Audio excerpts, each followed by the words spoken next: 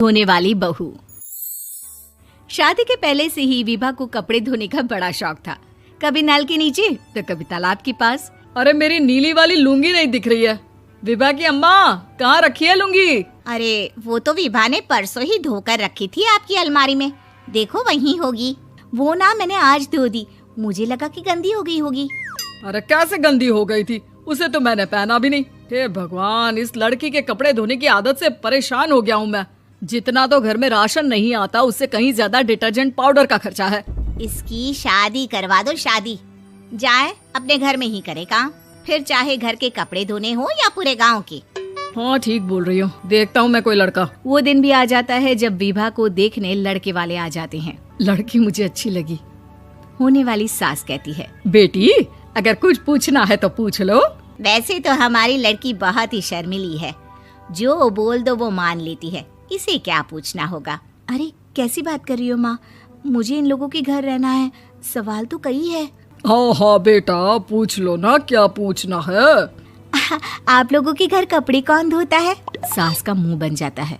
देखो, अगर तुम ये कहना चाहती हो कि तुम्हें कपड़े धोने नहीं आते तो सुन लो, कपड़े मैं ही धोती हूँ, लेकिन तुम्हारे आ जाने के बाद मैं रुमाल तक नहीं धोऊंगी। अरे चुप रहना भाग्यवान, बहू बेचारी घर आई नहीं, उसे डराना शुरू कर दिया। वो क्या है ना बिटिया, अभी तक तो ये कल्लू की माँ ही धोती थी, लेकिन अब तुम्हारे पापा तो दहेज में वॉशिंग मशीन देंगे ही। तभी विभा की माँ बोल पड़ती है, सवाल भी पूछा तो क्या। वैसे भाई साहब, मशीन की तो फिर भी कपड़े धोने की कैपेसिटी होती है। मतलब जो बिटिया दे रहे हैं ना विभा, इसे कपड़े धोने का बहुत शौक है। ये आप लोगों के क्या, आस पड़ोस गांव मोहल्ले सबके कपड़े धो दे और उफ तक ना करे। बाहर देखा नहीं आपने कितने कपड़े सूख रहे हैं? सब हमारी बिटिया ने ही तो धोए हैं। बस भी करो ना माँ, शर्म आ रही इतनी तारीफ सुनकर। और तो और एक दाग निकाल कर दिखाओ तो मान जाओ। हाँ अच्छा, माफ करना बेटा, मैंने गलत समझा। हमें तो रिश्ता बहुत पसंद है। और ऐसे जुड़ जाता है रिश्ता कपड़े धोने का शौक रखने वाली विभा का। उसकी शादी हो जाती है कोयला फैक्ट्री में काम करने वाले कल्लू के साथ। शादी के बाद अचानक विभा चिल्लाती हुई सास के पास आती है। सासू माँ, अरे सासू माँ कहाँ है आप? ये तो धोखा है, धोखा दिया आप लोगों ने मुझे। इसे ससुर के चक्कर के बारे में पता चल गया। अरे तो उसमें तुझे क्यों धोखा मिला है? अरे नल में पानी नहीं आता, कपड़े कैसे कब धुलेंगे? अच्छा, तू पानी नहीं आ रहा उसकी बात कर रही है। तो आपने क्या सोचा? कुछ नहीं। अच्छा, तेरी माँ ने कहा था कि कपड़े धोने का शौक है तुझे, याद आया मुझे। शौक बोलकर कपड़े धोने वाले मेरे जुनून को कम ना आके सासू माँ, कपड़ा धोना मेरा गुरूर है। तभी पति भी वहाँ आ जाता है। अभी मैंने इसे सनी देओल की फिल्म दिखाई है, उसी के डायलॉग मार रही है माँ। अच्छा सुन, साफ साफ बता रही हूँ, पानी सुबह 4 से 6 और शाम को 10 से 12 आता है, समझी? विभा टाइमिंग सुनकर हैरान हो जाती है। ये क्या भूतों का मोहल्ला है? सुबह 4 बजे उठकर कौन कपड़े धोता है? 4 बजे टंकी में पानी जाता है, फिर सारा दिन धोना ना, किसने मना किया? अरे कैसी बात कर रही हैं? 200 लीटर की टंकी में कितने कपड़े धो लूंगी मैं, सुबह ही उठ जाऊंगी मैं। अब क्या था, विभा सुबह 4 से लेकर रात के 12 बजे तक कपड़े ही धोती रहती। एक रोज सास पड़ोस से निकलकर कहीं जा रही होती है कि साथ वाली कहती है, हाँ कल्लू की माँ, जरा ये बताओ कि 2 साड़ी है, 2 ब्लाउज और एक पेटीकोट और एक नाड़े वाला लंबा कच्छा। हाँ तो? अरे तो क्या, कितना लोगी धुलाई ये बताओ। धोबन दिख रहे हैं हम क्या? हमारे पति सरकारी नौकरी से अभी रिटायर हुए हैं और बेटा सुपरवाइजर है कोयला फैक्ट्री में। धोबन समझ रखा है हमें?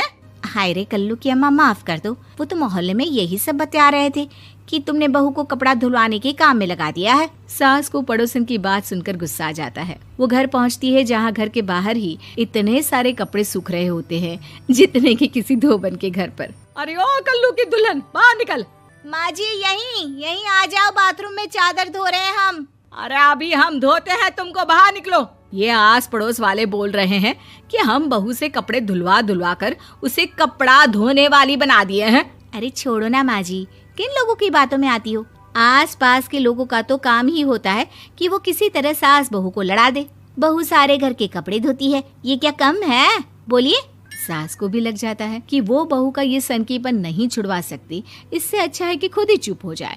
एक रोज सास और बहू मंदिर जाते हैं, जहाँ सास की साड़ी वहाँ खड़ी भीख मांगने वाली से मिलती है। माँ जी क्या बात है, आपकी साड़ी उस भिखारन से कितनी मिल रही है ना? हाँ हाँ देखो तो, दोनों की साड़ी मिल रही है। क्या बात है कल्लू की अम्मा, तुम खुद को तो अफसर की बीवी बताती हो और ऐसी सिंपल सी प्लेन साड़ी पहनकर घूमती हो। सिंपल और प्लेन नहीं है ये साड़ी। तो क्या सोने के धागे से फूल बने हैं? कुछ भी सासू माँ, कुछ भी। हाँ बने थे इस साड़ी में सोने के धागे से फूल। मेरे पति लेकर आए थे मद्रास से स्पेशली मेरे लिए 10,000 की।